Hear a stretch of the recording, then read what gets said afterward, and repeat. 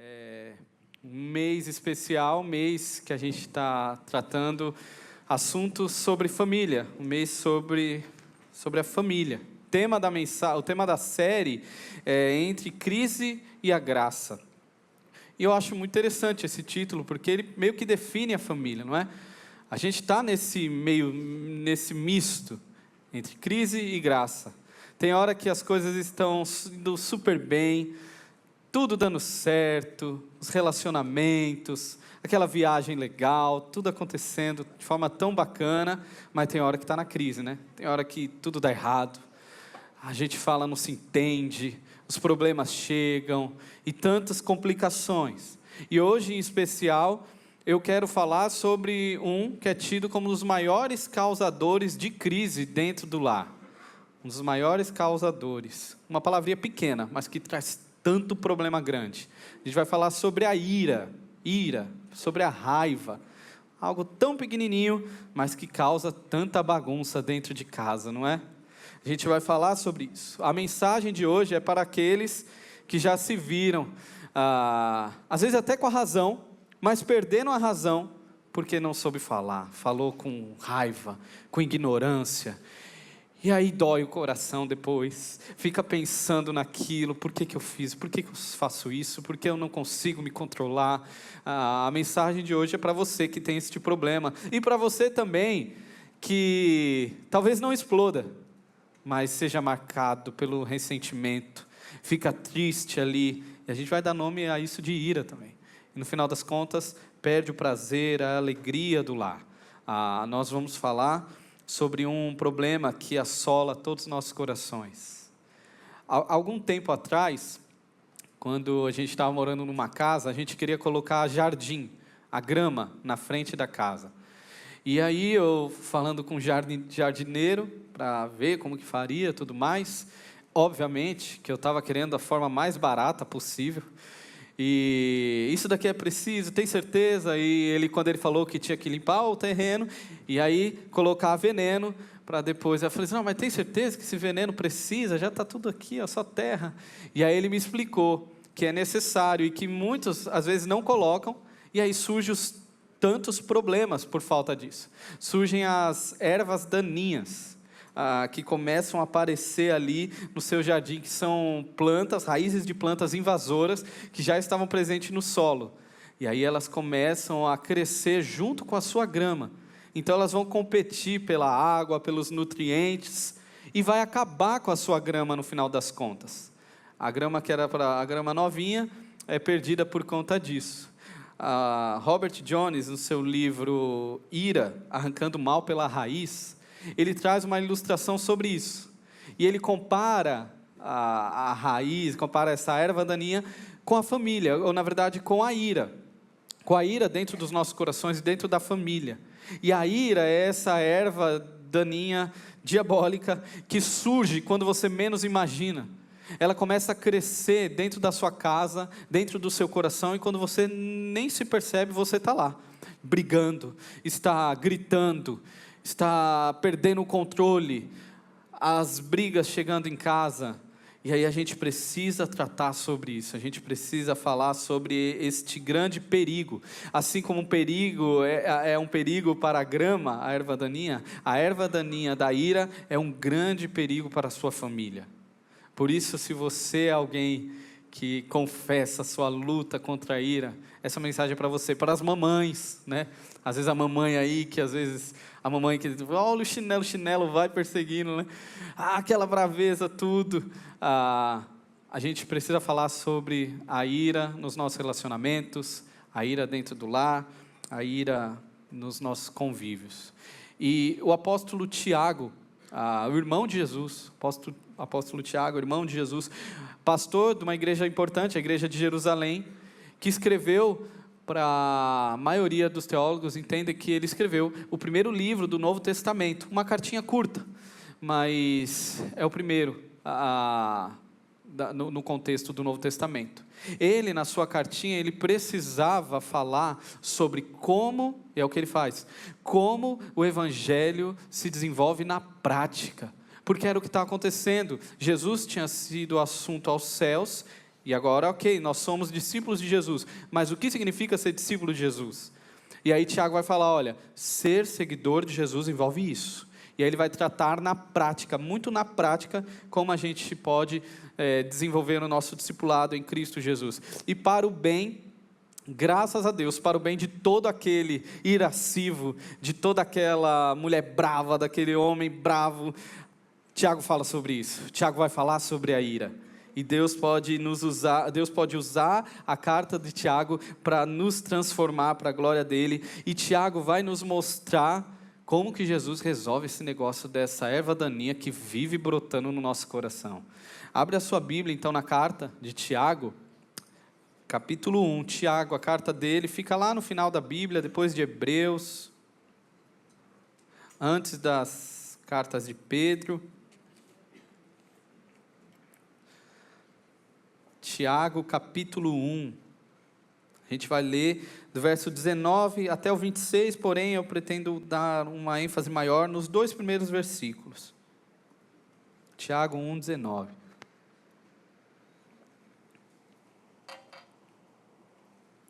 Vamos ler. Meus amados irmãos, tenham isto em mente. Sejam todos prontos para ouvir, e tardios para falar, e tardios para irar-se, pois a ira do homem não produz a justiça de Deus. Portanto, livrem-se de toda a impureza moral e da maldade que prevalece, e aceitem humildemente a palavra implantada em vocês, a qual é poderosa para salvá-los.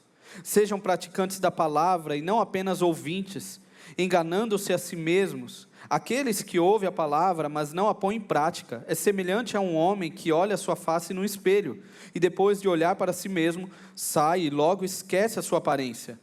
Mas o homem que observa atentamente a lei perfeita, que traz a liberdade, e persevera na prática dessa lei, não esquecendo o que ouviu, mas praticando, será feliz naquilo que fizer. Se alguém se considera religioso, mas não refreia a sua língua, engana-se a si mesmo, sua religião não tem valor. Vamos orar? Senhor, obrigado pela tua santa palavra, e que ela confronte e norteie os nossos corações, em nome de Jesus, amém. Uma carta pequena, mas não na sua importância, e na sua riqueza. A carta de Tiago é tida como o livro de sabedoria do Novo Testamento. O que Provérbios é para o Antigo Testamento, Tiago é para o Novo Testamento. Uma carta sobre sabedoria. Talvez alguns aqui possam até se equivocar ao pensar que quando é falado sobre sabedoria, é aquela coisa no campo das ideias, aquela coisa teoria, aquilo que é bonito, nossa, que coisa bonita de se ouvir, mas não.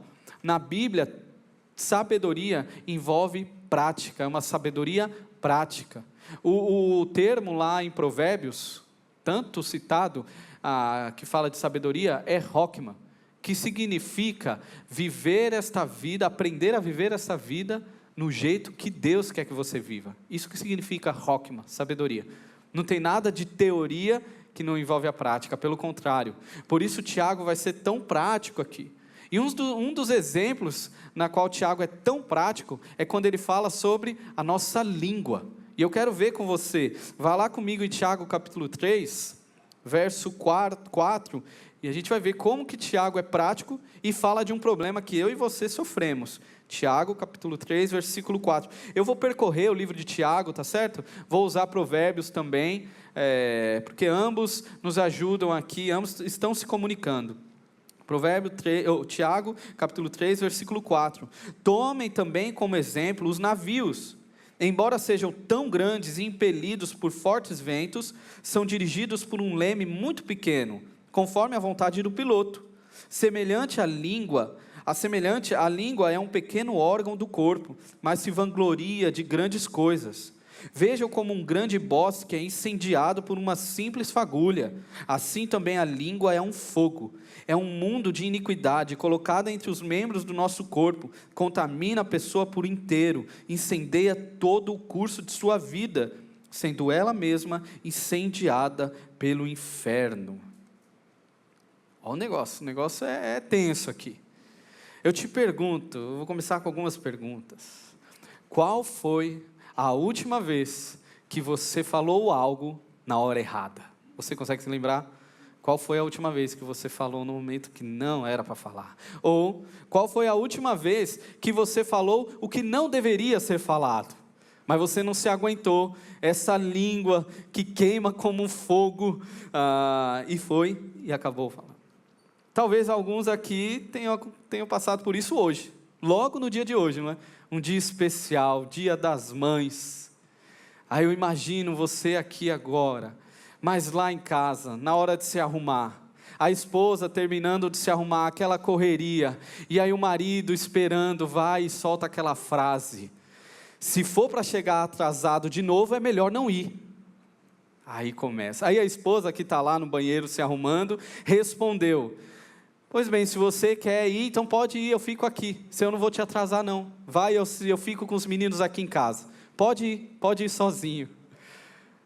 Ou a mãe que está brava, chateada e briga, discute com o filho não quer ir no culto das 11, o filho quer ir no das 17, porque a varoazinha vai estar no culto das 17, aí aquela discussão, e a mãe fala: pois pode ir então, não vá comigo, e não faça nada para mim, eu não quero que você faça nada, não quero saber de nenhuma surpresa,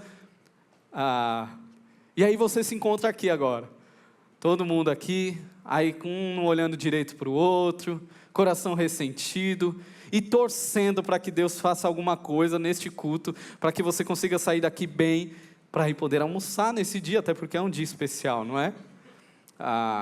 Quando a ira chega, quando a gente é contrariado, a nossa boca se abre e os nossos ouvidos se fecham, não é? A gente começa a falar e a gente não escuta, e aí vem o problema. Como tratar essa raiz daninha, essa erva daninha que chega e bagunça tudo? Tiago nos ensina aqui. No versículo 19 do capítulo 1, você vai acompanhando comigo o texto principal, Tiago nos dá duas ações. Eu quero ser simples aqui para você se lembrar, para que na hora quando vier os estresses da vida, você se lembre. Só precisa de duas ações. Algo que você precisa fazer e algo que você precisa deixar de fazer. E a primeira ação a gente encontra lá no verso 19. Meus amados irmãos, tenham isto em mente. Sejam todos prontos para falar. Não, né? Sejam todos prontos para ouvir. Ser pronto para ouvir. E ser pronto para ouvir aqui não é a ideia de ouvir o outro, tá? Não é aquela coisa assim, não, vai, eu vou te ouvir, pode falar, vou te entender, não. Aqui ser pronto para ouvir tem a ideia, e a gente vai ver nos textos posteriores, ouvir a voz do Senhor antes da circunstância. É conseguir ouvir a palavra antes dos problemas, antes do caos. O cristão genuíno, ele tem suas relações transformadas pela palavra. A palavra invade seu coração. A palavra que está interna, que ele permite fazer morada nele, vai influenciar os seus relacionamentos. É que o Tiago fala no versículo 21, aceitem humildemente a palavra implantada em vocês, a qual é poderosa para salvá-los. O Evangelho, ele tem o poder de salvar você e mudar o seu destino eterno. Mas também o Evangelho, ele tem o poder de te salvar e transformar a sua casa, a sua mesa. O mesmo Evangelho que muda o seu destino, ele também te dá uma vida nova. Novo destino, eternidade com Cristo, mas também uma vida nova hoje. Você começa a ser transformado no dia de hoje, a partir do momento que Cristo te alcança. Você começa a aprender a ouvir a palavra de Deus. E lembra que eu falei, a sabedoria é uma sabedoria prática. Tiago, quando ele fala de ouvir, ele não pensa em uma escuta desassociada de uma ação. Pelo contrário, ouvir e praticar. É o que ele vai estar explicando a partir do versículo 22, que não serve de nada alguém que escuta, mas que não coloca em prática. Não serve de nada isso. Ele traz o exemplo conhecido pela maioria do espelho, não é? Aquela pessoa que se olha no espelho, aquele que ouve, mas não pratica a palavra de Deus, é como aquele que olha no espelho, termina de se ver, sai do espelho, ele já não se lembra do que viu. Será que eu escovei o dente? Será que meu cabelo está arrumado? E aí ele olha de novo para o espelho e volta, e acaba de sair do espelho. Aí a mulher pensa, mas será que eu passei maquiagem? Eu não lembro se eu passei maquiagem. E aí volta para o espelho de novo e fica nisso. Eu lembro na época quando eu trabalhava em São Paulo, morava em São Paulo, lá na Avenida Paulista, que são vários prédios espelhados, eu sempre achava aquilo engraçado. A gente estava andando, as pessoas andando para lá e para cá, né? Mas sempre se encontrava alguém, ou um grupo de pessoas, que toda vez que passava por um prédio espelhado, ela se olhava. Então ela andava e passava, arrumava o cabelo, andava um pouquinho mais, arrumava o sapato, e voltava, e olhava, arrumava de novo o cabelo. Às vezes parava o grupo, peraí. Aí arrumava e continuava. Já viu alguém assim? Tiago está falando que alguém que não pratica a palavra de Deus, que só ouve, é assim. Alguém que vem no domingo, nossa, que mensagem legal, vou domingo que vem. E aí escuta, mensagem muito legal, vou no próximo domingo. Mas não há nada de prática, não há nenhuma prática, é só ouvir alguém passivo no processo. Isto não vai gerar nenhuma transformação, isso não vai acontecer nada em você. Por isso, quando alguém aí, é uma dinâmica de aconselhamento, quando acontece aconselhamento bíblico, alguém vem conversar sobre, poxa, Pedro, eu estou com uma luta, e, cara, não consigo, eu estou perdendo pra caramba, estou apanhando do pecado, o negócio está grave, eu não vai para frente. Pergunta primeira ali para a pessoa é, como está a sua vida com Deus? Como que está a sua devoção com Deus? Me diga, seu tempo de estar diante do Senhor ali, de leitura da palavra. Geralmente a pessoa responde, vai mais ou menos ali aquele negócio, mas às vezes eu até tenho feito alguns devocionais, e aí não é difícil chegar na conclusão ali na conversa, de como são os devocionais. Geralmente são aqueles devocionais, quando são feitos, aqueles devocionais breves e não tão, totalmente desconectados com a vida em si. É um checklist. É aquela leitura do textinho rápido, às vezes tem versículo, às vezes nem precisa de versículo eu já sei, eu leio o que o fulaninho falou no livro, e vamos lá, vamos seguir a vida. Mas meia hora depois já nem lembra o que foi falado, você já não sabe mais. Irmãos, isso tem um valor dentro às vezes é melhor isso que nada, mas esta não é a melhor estratégia para você lutar contra um pecado no seu coração. Por isso que você vai falar sempre, não, estou caindo. Mas eu faço devocional. Como que é isso? Como que está? Tiago está convidando a ir além no seu envolvimento com a palavra. Olha o versículo 25 que ele diz. Mas o homem que observa atentamente a lei perfeita que traz a liberdade e persevera na prática dessa lei, não se esquecendo o que ouviu, mas praticando, será feliz naquilo que fizer. 2 termos aí, observar atentamente e perseverar na prática. Estudar a palavra, se interessar pela palavra, observar atentamente. Eu tenho uma dificuldade com esse método, como eu falei, quando a gente pensa que o devocional é isso. Hoje eu leio sobre alegria, aí amanhã é sobre responsabilidade, aí no outro dia é sobre dificuldade. Tem hora que, cara, não consigo, tem hora que eu paro, não dá, eu não tratei nem o primeiro ponto ainda da segunda-feira, eu estou todo enrolado aqui, eu preciso trabalhar isso no meu coração para ir avançando. Não é tão cartesiano assim a nossa vida, a gente tem que parar e cuidar, e tratar. Às vezes, talvez vale mais você parar, por exemplo, pegar, eu não sou contra livros devocionais, eu uso, mas às vezes você precisa parar, por exemplo, vou ler Tiago, e eu vou fazer anotações aqui diariamente, e eu vou trabalhar isso no meu coração, ver quais são os temas que estão pegando em mim, e eu vou tratar o que mais a palavra de Deus diz sobre isso, sobre ira. Vamos lá, e eu vou batalhar nesse negócio aqui, é uma batalha que eu estou travando, porque parece assim, a gente faz um devocional hoje, e amanhã já é outro tema, aquele tema já foi resolvido, e as coisas continuam, os pecados continuam. Observar, guardar isso no seu coração, trazer para a prática. Aí você tem os métodos, você pode escrever um bilhetinho e colocar, faz um desenho no bilhete e coloca na sua carteira, coloca em algum lugar que você vai visualizar e lembrar daquilo que você está pensando, tem orado. Eu já falei aqui algumas vezes, eu costumo escrever na minha mão às vezes. Essa semana eu estava com uma espada na minha mão, desenhada. Aí os meninos, meu filho de 5 anos, Benjamin, aí fica doido, né? O que é isso, papai? Uma espada, é guerra. E aí eu falo para ele, não, é porque eu estou tentando, porque eu preciso gravar esse negócio na minha cabeça. Eu preciso gravar Provérbio 12:18, que diz que há palavras que são como uma espada, ferem como uma espada, mas a língua do sábio traz cura. Então eu não posso usar minha boca para ferir, machucar a minha esposa, ferir os meus filhos, outras pessoas. Eu preciso lutar contra esse negócio. Eu preciso ter em minha boca palavras sábias, que curam, não que machucam. Às vezes a gente se orgulha, né? Não, mas eu não bato em ninguém, eu nunca bati na minha esposa. Mas as suas palavras estão ferindo como uma espada, às vezes. E aí como que você faz isso? Aí cada um dá seu jeito, aí seja criativo. Eu, para gravar, para ficar mentalizando esse desenho, escrevo, colo coisa em casa, para trabalhar esse negócio. E perseverar na prática. Perseverar, manter. Eu vou lutar contra isso diariamente. É uma luta que eu travo. Aí sim, Tiago fala, né, que você vai colher os frutos. Você vai ser Macário, feliz. A ideia aqui de bem-aventurado, você vai encontrar verdadeira alegria. Quem sabe você vai provar dos frutos de uma casa que foi restaurada pela palavra de Deus.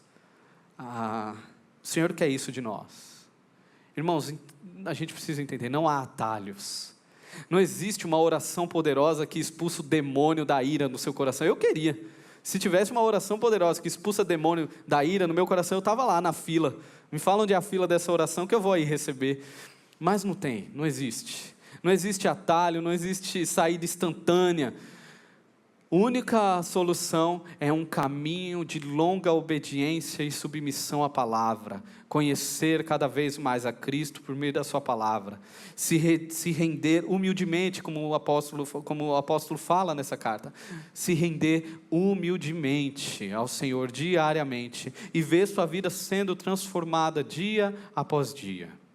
Primeiro passo, então, ouvir ao Senhor, estar pronto para ouvir. E o segundo passo, o que você não deve fazer, na verdade, o que você deve fazer, versículo 19, seja tardio no final, seja tardio para falar e tardio para irar-se. Conselho de Deus aqui, seja tardio para ficar com raiva.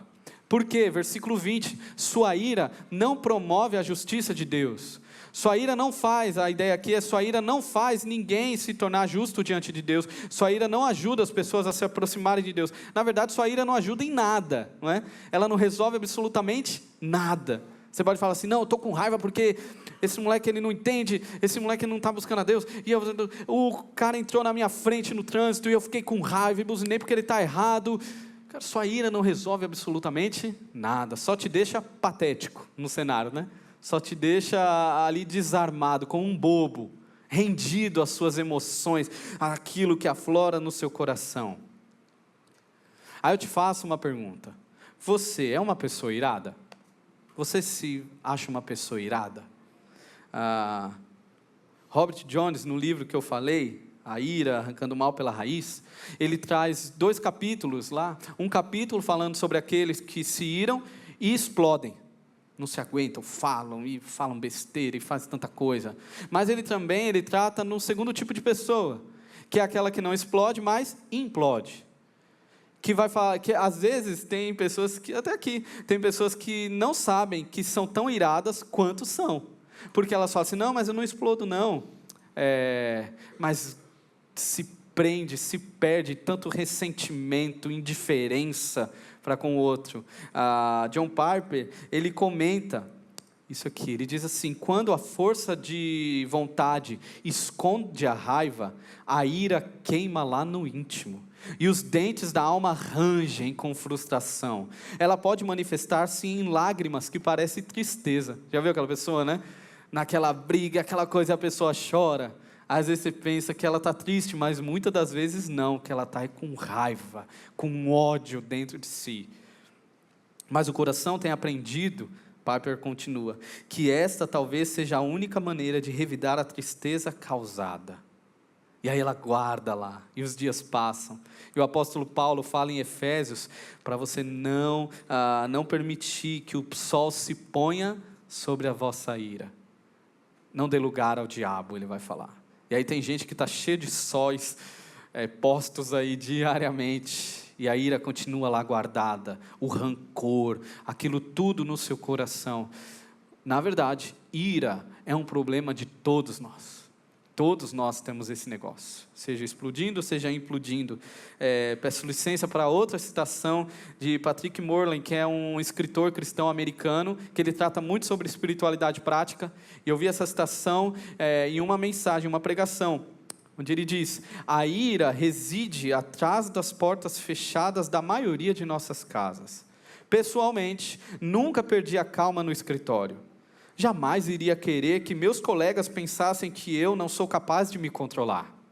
Mas raramente a semana passa sem que as faíscas da vida familiar não se transformem no estopim de uma fogueira de ódios.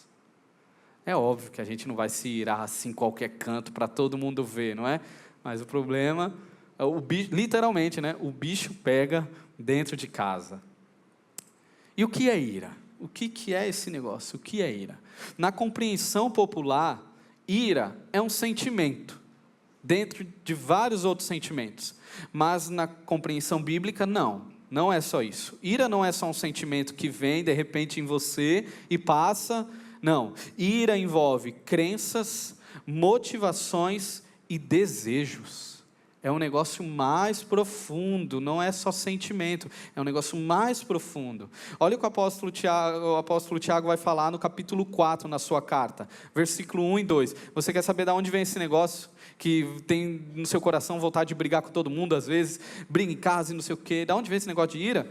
Capítulo 4, Tiago fala, versículo 1. De onde vêm as guerras e contendas que há entre vocês? Não vêm das paixões que guerreiam dentro de vocês?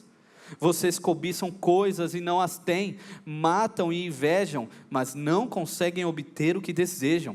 Vocês vivem a lutar e a fazer guerras. Não têm porque não pedem. Quando pedem, não recebem, pois pedem por motivos errados para gastarem seus prazeres. Da onde vem a ira? De dentro do coração. A ira vem dos eu queros, dominantes, insatisfeitos, impacientes. Eu quero. A ira vem de um coração que não está sendo dominado por Jesus. A ira vem de um coração que está sendo dominado por outras coisas ou por outras pessoas. Até por bons desejos. Bons desejos que se tornam maus senhores. Lá em casa, eu tive que tomar cuidado no preparo dessa mensagem, porque senão eu ia me colocar aqui o tempo todo de exemplo. Eu falei, não, e o povo vai achar que eu sou o Raiva lá do Divertidamente, aí nem vai me cumprimentar mais. Mas, vamos usar um exemplo meu. Um bom desejo que se torna um mau senhor. Lá em casa, quando, graças a Deus eu tenho trabalhado, a gente falou sobre finanças aqui, e eu tenho trabalhado, tenho lido para trabalhar isso no meu coração. Mas quando eu paro para organizar o orçamento lá de casa, e Nayara até brincava, falava assim, vixe, papai vai mexer com finanças, filho, vamos, pegava as crianças, vamos descer para o parquinho, vamos passear, vamos ficar longe dele, fique longe dele. Qual é o bom desejo aqui? O bom desejo é ter as coisas organizadas em casa, saber aonde a gente está gastando, não gastar mais do que deve, um zelo, um cuidado com o que Deus nos dá. Qual que é um mau senhor? O desejo de controlar tudo. Um desejo bom que se torna um senhor agora. O desejo de controlar tudo e fico com raiva, porque as coisas fogem do meu controle. E aí a ira vem, e aí esbraveja. Talvez você está saindo do seu trabalho, e aí está doido para chegar em casa, semana corrida, e o que você quer fazer? Encontrar sua família, curtir um tempo com os amigos, aproveitar ali, faz tempo que você não tem um tempo de qualidade com a sua família, e aí você sai do trabalho feliz porque vai fazer isso, e aí você está dirigindo, aí vem um infeliz, e entra na sua frente, perto do farol, e o farol estava verde, e ele começa a desacelerar, e aí você olha, você vê no retrovisor que ele está no celular, e aí o farol fica amarelo e fica vermelho, e aí o que você faz? Buzina com toda a força, você sai do seu carro, você dá uma bicuda no carro dele, porque você está irado. Por quê?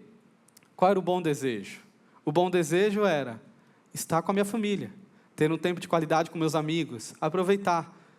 Qual que é o mau senhor na história? Você achar que tudo deve acontecer conforme a sua vontade. E aquele infeliz foi contra a lei do seu coração, e agora ele precisa ser recriminado, porque ele não obedeceu ao Senhor, E aí eu fico irado, e eu causo tudo isso. Percebe que a gente tem dificuldade de diagnosticar no coração por que nós ficamos irados? Porque a resposta ao porquê, geralmente são as circunstâncias, e não são as circunstâncias. Você pergunta, por que você ficou irado? Porque a minha esposa falou daquele jeito comigo, falou daquele jeito na frente de alguém, mas por que você ficou irado com seus filhos? Porque eles me desrespeitaram. Olha o que eles fizeram, eles chamaram palavrão na frente do pastor. Esse infeliz, ele nunca falou palavrão na vida dele, aí esse endemoniado resolveu falar o primeiro palavrão na frente dos irmãos da igreja na célula. E aí você, aquela braveza toda. Mas na verdade, tudo isso são circunstâncias. Isso não o torna raivoso. A sua ira não é fruto disso. A sua ira é fruto de um desejo ali que se tornou um mau senhor. O desejo de ser bem visto pelos outros. O desejo de ter a sua autoridade irretocável no seu lar. E aquilo se torna o seu senhor, o seu mau senhor. As pessoas são só meios pelos quais trazem à tona aquilo que estava dentro do seu coração. Elas mostram a sua identidade. Já viu aquela pessoa que fala assim, não, desculpa aí gente, quero te pedir desculpa, aquela hora eu estava nervoso e eu estava fora de mim. Mas não, você não estava fora de si. Ali, naquele momento, você estava totalmente dentro de você. E o problema é que tiraram as máscaras. E sabe o que Deus usa para fazer isso na sua vida? Sua família. Dentro de casa isso acontece muito. A gente é desnudado ali e já era, não é estar fora, é revelar quem você é, de uma forma que talvez você não gostaria que fosse revelada. Te pergunto, o que te tira do sério? Falhas em combinados te tira do sério? Pô, você combinou, a gente tinha combinado. Ser injustiçado, ter que esperar, problemas no dia a dia. Veja, tudo isso é uma denúncia, tudo isso nos denuncia, mostrando o quanto somos egoístas, impacientes e orgulhosos. Quanto nós somos assim. Eu sei que tem aquele espertinho que vai falar assim, não, mas tem a ira, Jesus se irou, né? Tem a ira justa. Sinto lhe informar, existe a ira santa mesmo, a ira contra o pecado, a ira por conta do Senhor, ofender ao meu Senhor, mas sinto lhe informar que 99,99999%, para não falar 100% das vezes que você fica irado, não tem nada de ira santa, o nome é ira pecaminosa. Ira pecaminosa. Se você tem alguma dificuldade, perceba nos momentos que você estiver irado, ou depois, né, porque na hora você não pensa, mas perceba, quem era o ofendido? Por que você ficou desse jeito? Era o Senhor? Você ficou ofendido porque foi o Senhor? A ofensa foi contra o Senhor? Há critérios de piedade na sua ira? Ou seja, você consegue se controlar? Você estava no controle? Ou houve palavrão, houve não sei o que, houve gritaria? Se tudo isso acontece, não tem nada de ira santa. Tem nada de ira santa. É ira pecaminosa. Aí eu posso só agravar um pouquinho mais a situação, se me permite? Depois vem a parte boa, para você não sair daqui desesperado, né? Tacando a cabeça na parede. Eu vou agravar um pouquinho, aí depois melhora, tá certo? Provérbio 22, versículo 24. A gente tem mais uma notícia complicada para as pessoas irascivas. A gente descobre que pessoas irascivas influenciam outras pessoas a serem irascivas. Olha o versículo 24, Provérbio 22. Não se associe com quem vive de mau humor, nem ande em companhia de quem facilmente se ira. Do contrário, você acabará imitando essa conduta e cairá em armadilha mortal. Aqui nós temos um problema, né, pais e mães? Pessoas irascivas influenciam outras pessoas a serem irascivas, raivosas. É o seu filho que vê você gritando em casa, brigando com a esposa, brigando com o marido, de uma forma ríspida, aquela coisa ofensiva, e aí seu filho vai para a escola, ele volta, e aí ele descobre que no almoço não vai ter a batata frita que ele queria, ele vai ter que comer arroz e feijão e ovo, e ele fica com muita raiva, e ele pega a lancheira dele e taca no chão com raiva, e fala, eu não vou comer isso aqui, e aí você fica com uma raiva dele. Irmãos, infelizmente, essa é uma notícia que complica tudo. A ira é um bichinho que vai afetar aqueles que estão ao seu redor. A tempestuosa ira em nossos corações sempre comprometerá o clima dos nossos lares. Às vezes sua esposa vai olhar, às vezes seu marido vai olhar e vai falar: vixe, é tempo de chuva. A previsão é que vai cair um temporal aqui dentro de casa. Seus filhos vão olhar, seus pais vão olhar para você e vai falar assim: vai cair muita chuva agora. Vai dar muito problema isso. A ira é uma erva daninha, invasora, que se a gente não arrancar pela raiz, ela pode comprometer a sua família, pode comprometer a sua casa, e talvez esteja comprometendo o seu coração. Agora vamos para a notícia boa, né? A notícia boa é que, graças a Deus, Jesus morreu por pessoas irascíveis.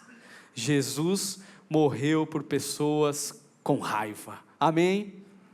Cadê as pessoas com raiva aí, não é? Para falar amém, obrigado, Senhor. Jesus morreu por aqueles que ficam irados. Jesus morreu tanto por aqueles que explodem, como por aqueles que implodem. Jesus morreu por esses. A cruz foi por nós. A cruz foi por você e foi por mim. Por isso, antes de tudo, eu quero ir para alguns passos práticos aqui. Antes de tudo, você não tem que pensar o que fazer. Cara, eu me vejo nessa situação, eu sou alguém assim, eu fico ressentido mesmo, eu guardo, fica aquele negócio, eu não quero ver a pessoa, mas eu finjo que está tudo bem, ou senão eu explodo mesmo, eu grito e eu tenho esse problema. Antes de saber o que fazer, você tem que pensar a quem recorrer. A quem você recorre? E a chamada é: recorra a Jesus. Somente aqueles que percebem a gravidade, reconhecem a gravidade do seu problema, é que descobrem a necessidade de um grande Salvador. Você olha assim e fala assim: não, mas eu já fiz isso, eu já tentei, o negócio não vai, eu continuo assim. Você talvez esteja descobrindo que você precisa de um Salvador maior que você mesmo. Você precisa de Jesus. E Jesus se entregou na cruz para te salvar, para te dar um destino eterno, mas também para te dar vida nova. E você pode chegar a Jesus, porque em Jesus há perdão, em Jesus há graça. O autor de Hebreus fala: assim sendo, aproximemo-nos do trono da graça com toda a confiança em Jesus, não em você, a fim de recebermos misericórdia e encontrarmos graça que nos ajude no momento de necessidade. Você pode e você deve recorrer a Jesus. Jesus, eu não aguento. Jesus, eu tento, mas o negócio está ruim. Jesus, me dê a sua graça. A graça que me salva é a graça que me forma, me ajuda a dizer não, para o meu próprio coração. Não, isso não vai me dominar. Eu clamo por Jesus, por socorro. Jesus, me ajude. Eu não quero ser este dentro de casa, eu não quero ser este no trabalho, eu não quero ser este no trânsito, eu não quero ser este que dá mau testemunho, eu não quero ser este que tem a língua como uma espada, que sai cortando tudo e a todos aqueles que amam, e depois fica desesperado, porque uma vez que a palavra é lançada, ela não volta. Jesus, me ajude. E o autor de Hebreus fala: chegue, cara, chegue, se aproxime do trono da graça. É lá que você vai encontrar esperança, é lá que você vai encontrar o Evangelho. O Evangelho vai atingir a raiz da sua ira e vai arrancá-lo, coisa que você mesmo não pode fazer. Você precisa recorrer a Jesus. E aí eu concluo aqui com 3 passos finais para você então arrancar a ira da sua vida, que é praticamente um lembrete do que a gente falou aqui. Primeiro passo, você precisa olhar para o argumento de Tiago novamente. Pratique a palavra, se você quer ter sua vida mudada, como nós falamos aqui. Obesidade espiritual é uma doença. Ficar ouvindo e lendo, nossa, olha como ele sabe tudo. Ele sabe dialogar sobre as crises teológicas, os debates teológicos. Ele conhece os livros da Bíblia, o argumento bíblico de cada livro. Ele tem na memória, ele sabe. Mas você precisa praticar, senão você vai se tornar um obeso, e obesidade é doença. E aí domingo que vem você enche mais, vai para a célula, e nada de prática. Isso é um problema. A palavra de Deus, ela influencia necessariamente, ela faz esse movimento: mente, vontade e ação. Se isso não está acontecendo na sua vida, se a palavra de Deus não influencia o seu cognitivo, se ela não influencia suas emoções, sua vontade e suas ações, algo está errado. Talvez você está diante do espelho e se esquecendo do que você está vendo. Você olha e se esquece, olha e se esquece. A palavra de Deus precisa chegar nas suas ações. A palavra de Deus diz respeito, o evangelho diz respeito quando você perde o equilíbrio e você grita, você bate, você fala. O evangelho diz respeito a isso. E fazendo uma observação aqui, é lógico que toda violência, toda ação violenta de agressão física, ela deve ser denunciada. Nós como igreja, nós não passamos pano para isso. É pecado, mas é crime também. Não passe por isso. Peça ajuda. Mas você que sofre com isso, você precisa buscar a palavra de Deus, conhecer a Deus e lutar contra esse negócio que está no seu coração, por meio do conhecimento da palavra que desemboca nas suas ações. Segundo passo, então, se cale mais, se controle mais. Talvez alguns aqui vai precisar de alguns exercícios práticos. Eu penso um aqui de cara, que se você, minha irmã, está lá, fez o almoço, está fazendo o almoço, aí chega o seu marido, com aquela sabedoria, não sei de onde, e fala, ainda não está pronto? E aí, meu amigo, aquilo sobe, sabe o que você pode fazer? Pega um copo d'água, coloca na sua boca, coloca água na sua boca e não tome essa água, porque aí você não vai conseguir gritar. Aí você vai ficar lá assim, e aí você vai ter tempo de acalmar, tardio em falar, e aí você se acalma e não responde o infeliz da maneira como ele merece. E aí o Senhor pode te ajudar. Lembre-se, o tolo derrama toda a sua ira, mas o sábio se cala e se domina. O sábio domina a sua ira, ele aprende a dominar. O tolo ele sai, eu falo mesmo, isso é um tolo, isso é viver como um tolo. Lembre-se das consequências da ira. O homem irado provoca brigas, e o de gênio violento comete muitos pecados. Provérbio 29, 22. O homem irado provoca um monte de briga, e aquela coisa, tudo mais. Aprenda a se calar, a ficar quieto, a engolir sapo. Aprenda a engolir sapo. Cristo, ele sofreu tantas. Cristo, no caminho da cruz, ele é conhecido como o Cordeiro que foi calado. Ele não sai, não. Cara, se a ofensa é contra você, você precisa aprender a lidar com. Eu preciso aprender a lidar com a ofensa para o meu coração. A ira não é a saída. A ira, aí às vezes a pessoa pode falar assim, não, eu estava irado porque eu quero resolver este problema, por isso que eu fico irado. Cara, se você está irado, você é o problema a ser resolvido, não o problema que você acha. Você é o problema, eu sou o problema quando eu fico irado. Por fim, último passo, pense em estratégias práticas. Estratégias práticas. Talvez evitar ocasiões desnecessárias que te geram ira. E aí você se enfia nessas ocasiões. No futebol, no campeonato, na final, né, Ranilson? Teve um irmão lá da outra igreja, não era do nosso time não, graças a Deus, né? Mas teve um irmão que, cara, ele chegou bonitinho com a roupa dele de futebol lá, todo bonitinho, arrumadinho para jogar futebol. E aí ele estava no banco de reserva, mas desde o começo ele com uma raiva dos jogadores dele, com a raiva do técnico, com a raiva do juiz, com a raiva dos caras da nossa igreja. No final das contas, ele foi expulso, nem entrou em campo, cara. Aí eu, meu Deus do céu, o cara se arrumou para vir para cá, pô. Foi expulso e teve que passar na frente da torcida, nossa torcida da igreja, né? Poxa, que situação, cara. Mas eu me vejo nele, eu me vi nele. Falei, cara, quantas vezes eu sou assim. Que Deus alcance, que Deus transforme ele, mas que Deus nos ajude e que a gente tenha essa sabedoria de não se colocar em lugares que geram em nós o desejo. Talvez aquela roda de amigos, aquele ambiente. A gente não, cara. Eu estou lutando contra isso. Se eu estou lutando contra isso, eu não vou me colocar tão exposto. Eu vou lutar. Talvez você precise sair de cena em alguns momentos. Lá em casa, tem hora que eu falo para a Inayara, pelo amor de Deus, pega esses moleques e eu vou me enfiar no quarto, não me deixa vê-los. Porque eu estou considerando, é o 12º andar. Eu estou considerando pegar esse moleque, Inayara, vai para o quarto, sabe? E aí eu vou para o quarto, fecho a porta e tento me acalmar lá. Senhor, me ajude.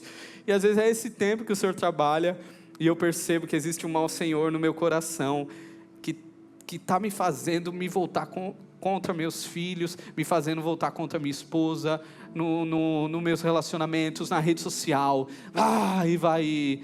É simplesmente seu orgulho, seu ego, a sua impaciência. Então, vale a pena se esquivar, né? Saia da cena. Começou a abrir, veio com aquele negócio com a esposa, sai, cara, vai para lá, a esposa vai para lá, espera, vai comprar um pão, né? Mas volte, né? Vai comprar um pão e volte, depois mais calmo, e converse, e aí tente resolver a situação. E eu sei que Deus pode usar essas estratégias. Tenha um diário. Eu comecei um diário, depois de estar estudando, tem um tempo que eu tenho lido sobre isso. E aí comecei a fazer um diário, eu desenhei o Raiva na frente do caderninho, o Raiva lá, e eu tenho escrito assim, cara, por que eu fiquei assim? Foi por isso. O porquê não foi fulano, porquê não foi essa situação. O porquê é que eu estava querendo isso. E eu não deveria querer isso. Eu deveria querer a vontade de Cristo aqui. Mas a minha vontade estava sobressaindo. Oxe, de novo, cara. E aí você vai, um diário pode te ajudar. Ler um livro nessa temática, pedir ajuda. Conversar com o seu líder de célula, conversar com alguém que você confia e chegar e falar assim, posso jogar real? Eu não sou isso que parece. Em casa eu sou uma desgraça, eu sou um inferno. Em casa vira tudo um inferno, porque eu tenho essa tempestade aqui e eu preciso que essa ira seja cortada, essa raiz seja cortada. E eu sei que o Senhor fará. Eu sei que o Senhor fará. Eu sei que Deus pode transformar você. Eu sei que Deus pode fazer isso. Eu creio nisso. Vamos orar, que o Senhor te abençoe, que o Senhor te dê um dia incrível, um dia feliz com a sua mãe, ou com a sua esposa, com amigos, que o Senhor te dê um dia lindo, um dia de paz, e nos momentos de raiva, de ira, que o Senhor fale ao seu coração, que o Evangelho atinja o seu coração, e que você se lembre que existe um lugar de socorro, um lugar de descanso que se chama Cristo Jesus. Aí você vai para Ele, eu sei que Ele fará grandes coisas em você. Vamos orar. Senhor, obrigado pela Tua palavra, por essa carta tão linda e tão desafiadora de Tiago. Obrigado porque o Senhor usou este Teu servo, Tiago, e essas palavras inspiradas pelo Senhor atingem o nosso coração, como se fossem escritas hoje para nós. E Senhor, como a gente precisa, como a gente vacila tanto, como a gente fala tanta besteira, como a gente descontrola, como a gente perde o equilíbrio e fala o que não deveria falar, magoa quem não deveríamos magoar, e causamos um caos, uma coisa tão triste, uma desgraça dentro de casa. Nos ajude, Senhor, ajude aqui os maridos a olharem para suas esposas, como o apóstolo Pedro fala, como uma parte mais frágil, no sentido de demanda amor, demanda cuidado da nossa parte. Maridos honrando as suas esposas, cuidando e zelando delas. Nos ajude, Pai, a enxergar assim nossas esposas, que as esposas consigam enxergar os maridos para a glória de Deus, os filhos em amor, em cuidado, em zelo, filhos para com os pais, que a gente consiga lutar contra os desejos do nosso coração, lutar contra a ira. Senhor, nos ajude, Pai, nos abençoe, nos dê uma nova vida de fato, nos dê forças a buscar, a batalhar por uma nova vida, um coração não mais irado, mas um coração que te ama e que vai batalhar contra si mesmo, para ser mais parecido com Cristo Jesus. É nossa oração, em nome de Jesus. Amém.